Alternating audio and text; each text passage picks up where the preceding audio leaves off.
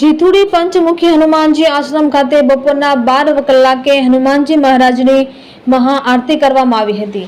આ હનુમાનજી મહારાજની મહાઆરતીમાં બહોળી સંખ્યામાં ભાવિક ભક્તો જોડાયા હતા અને સંત શ્રી શંભુપુરી બાપુ તેમજ સંત શ્રી મનુપુરી બાપુની સમાધિના દર્શન કરવા દૂર દૂરથી ભાવિક ભક્તો તેમજ શ્રદ્ધાળુઓ આવી પહોંચ્યા હતા અને દયાપુરી માતાજીના આશીર્વાદ લીધા હતા।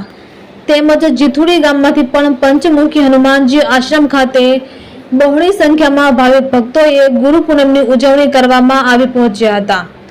ગુરુ પૂનમની ઉજવણી દયાપુરી માતાજી દ્વારા કરવામાં આવી હતી।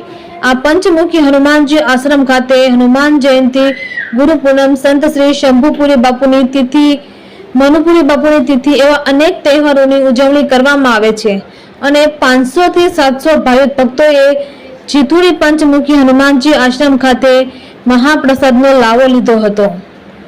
રિપોર્ટર પ્રકાશ વઘાસિયા, જીથુડી।